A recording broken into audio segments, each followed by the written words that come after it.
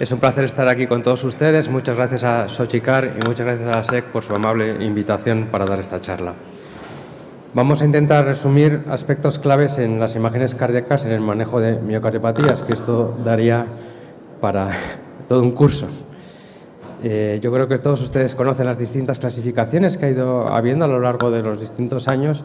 Como definición de miocardiopatía, me voy a quedar con esta: una alteración estructural y funcional del miocardio en ausencia de enfermedad coronaria, hipertensión arterial, valvulopatía o cardiopatía congénita establecida. Estas son las guías europeas del año 2008 y luego han ido saliendo distintas clasificaciones de miocardiopatías. La MOGES fue un intento de unificarlas todas, pero no ha tenido mucha aceptación. En el 2023 salió el último documento sobre cómo tratar las miocardiopatías de la Sociedad Europea de Cardiología. Y cuando nos enfrentamos a este problema es importante hacer un approach integral.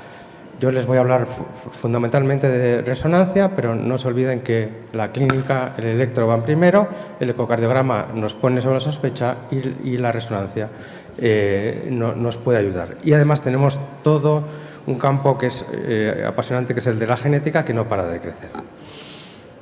Bueno, las guías europeas dividen las miocardiopatías en esos 5 grupos que ven aquí.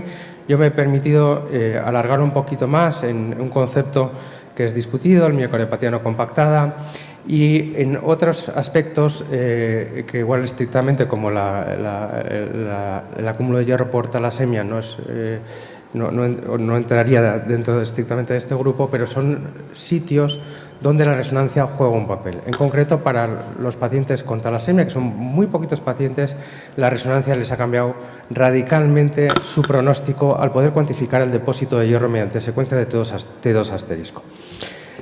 La resonancia es sin duda la técnica de referencia para caracterizar el miocardio, y esto lo sabemos todos. Si un ventrículo está hipertrófico, normalmente nos suele poner sobre la pista. En los congresos siempre ponemos imágenes fantásticas y yo las voy a seguir poniendo, pero la verdad es que el otro día, informando una resonancia, le dije al médico, yo está dilatado, tiene un volumen extracelular un poco alto, tiene aquí un poco de realce, pero realmente no sé lo que tiene y la genética es dudosa. Entonces, este concepto no es mío, este concepto es de James Moon, con el que tuve la suerte de que viniera a la Clínica Universidad de Navarra cuando yo trabajaba allí.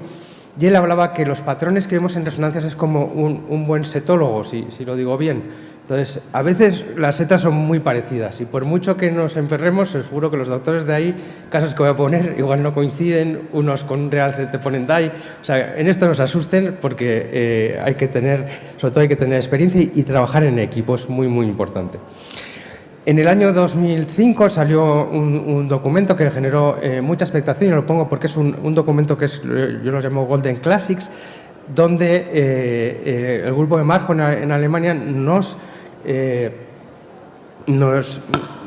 dio mucha luz en cómo se comportaba el realce tardío en las distintas miocardiopatías, pero a pesar de que el esquema es muy sencillo, miren ahí la miocardiopatía hipertrófica, lo que dicen cómo se comporta, les voy a señalar, y mucho más lejos de la realidad. Todos ustedes que ven miocardiopatía hipertrófica, esos no son los puntos habituales donde se acumula el realce tardío.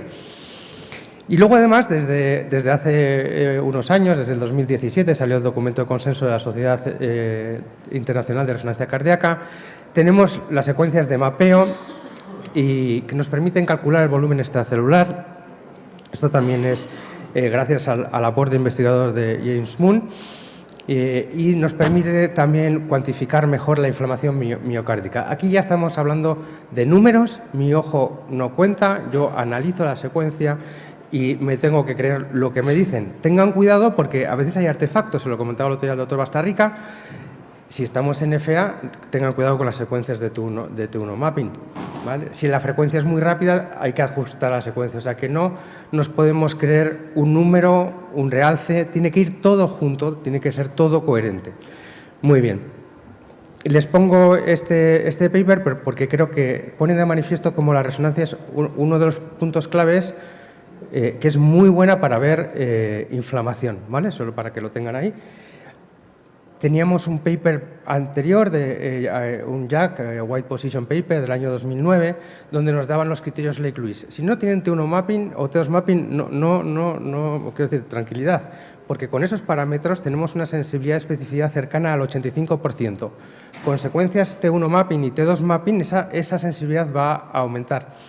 En contextos también, aparte de en minocas y anocas, que nos ayuda mucho, en contextos de cardiotoxicidad, donde yo no me dedico a ello, pero tengo la suerte de que el doctor Bastarrica sí, y le son de gran utilidad, se pueden acordar del T2, un tiempo mayor de 50 milisegundos como marcador de inflamación mediante este tipo de secuencias.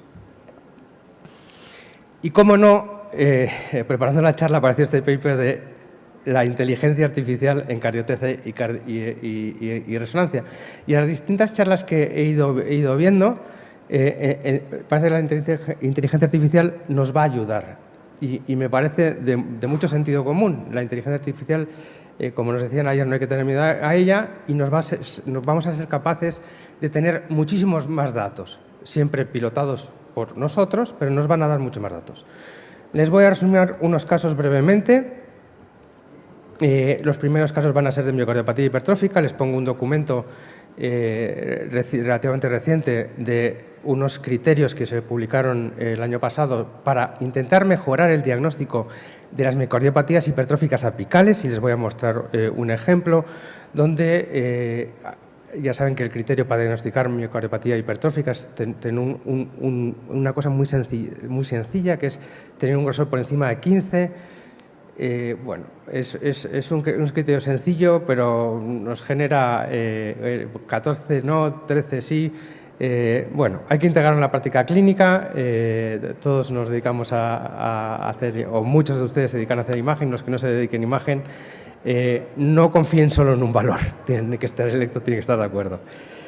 Y básicamente estos criterios, si ven aquí, ponen de manifiesto cómo es un corazón normal, cómo se afina en el ápex, y cómo en la miocardiopatía hipertrófica apical a veces no cumple los criterios, pero tenemos un ápex más redondeado, ¿vale? Quizás este no es el mejor ejemplo porque es un caso muy claro de que el septo está grueso. Tiene un latigazo final que ven ahí de las cuerdas tendinosas. Si se fijan aquí, tiene un mini punto que luego verán mejor. Y la cavidad ventricular es pequeña. Esto es característico de las miocardiopatías hipertróficas. En esta secuencia de aquí es una secuencia en la que hemos adquirido más fases. Normalmente adquirimos 30 fases para hacer un cine. Si adquirimos unas pocas más y esto no aumenta la duración de la apnea, podemos llegar a ver un poquito mejor, y aquí luego me van a creer, como ahí puede haber algo. Vemos un poquito mejor aquí, y esto no es una secuencia de contraste fase, pero vemos que parece que hay un poquito de insuficiencia mitral, y esto lo vamos a corroborar enseguida, porque mi sorpresa fue que en la zona del ápex, al hacer realce tardío, y este es un caso relativamente reciente, hace un mes, había este realce apical característico que no es por enfermedad coronaria de las miocardiopatías hipertróficas apicales, con lo cual este señor tenía dos cosas: tenía su miocardiopatía de predominio septal y además tenía un componente apical. Como saben, las miocardiopatías hipertróficas son muy heterogéneas. En los resultados que obteníamos la masa estaba realmente elevada.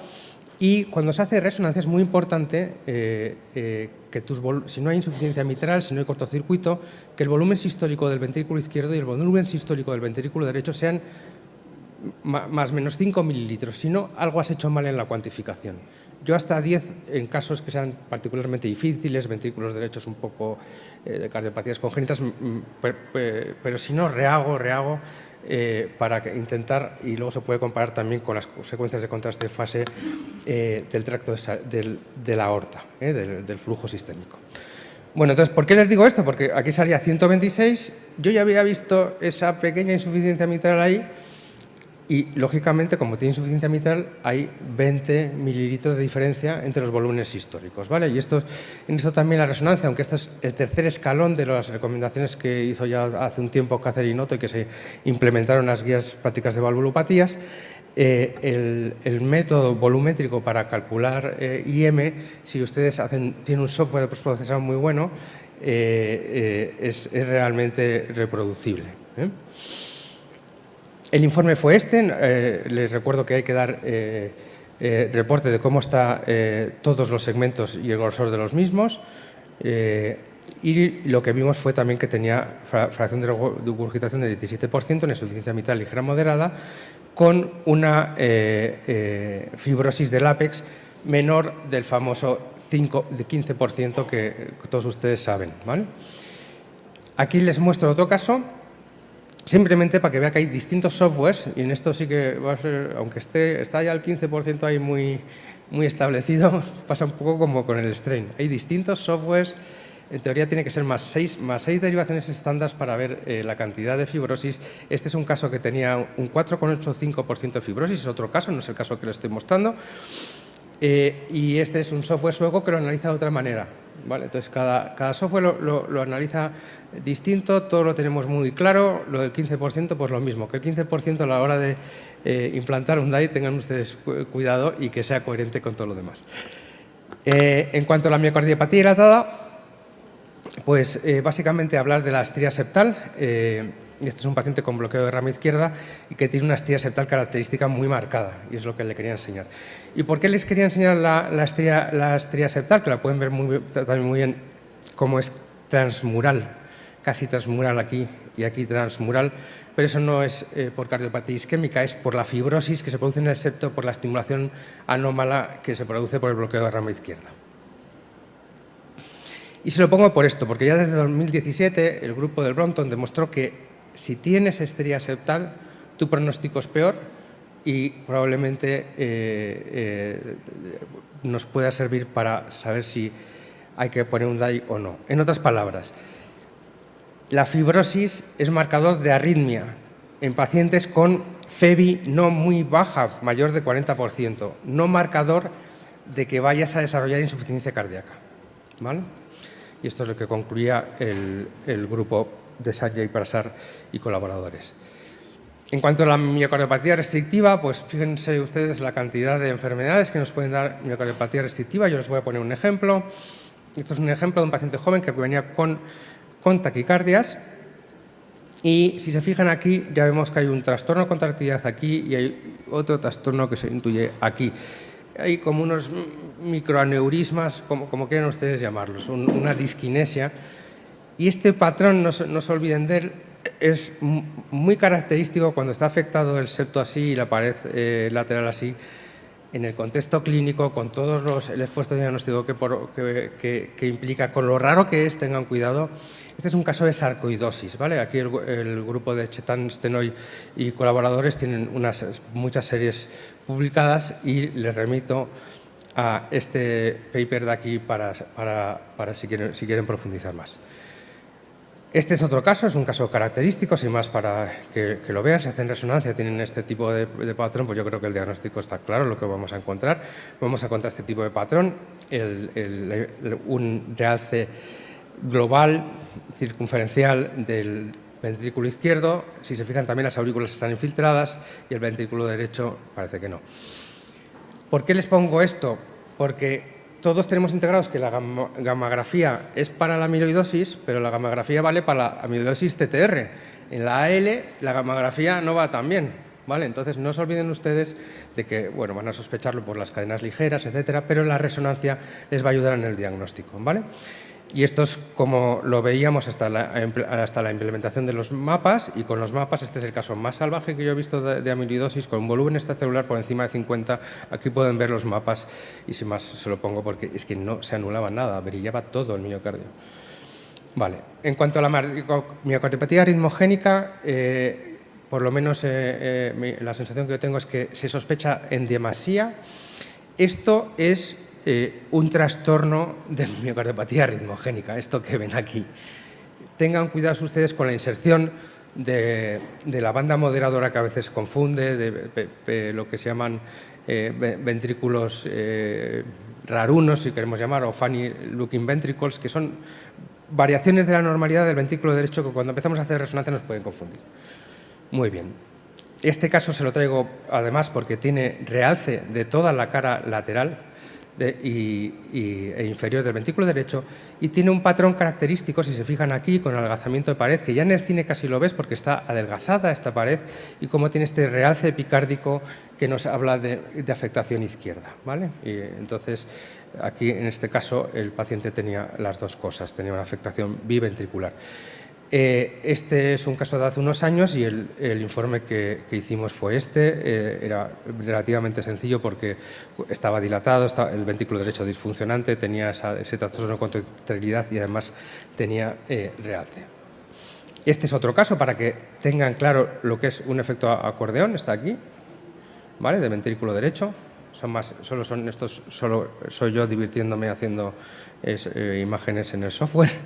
Pero es bonito ver cómo hace ese efecto el miocardio y nos sirve para mejorar el diagnóstico.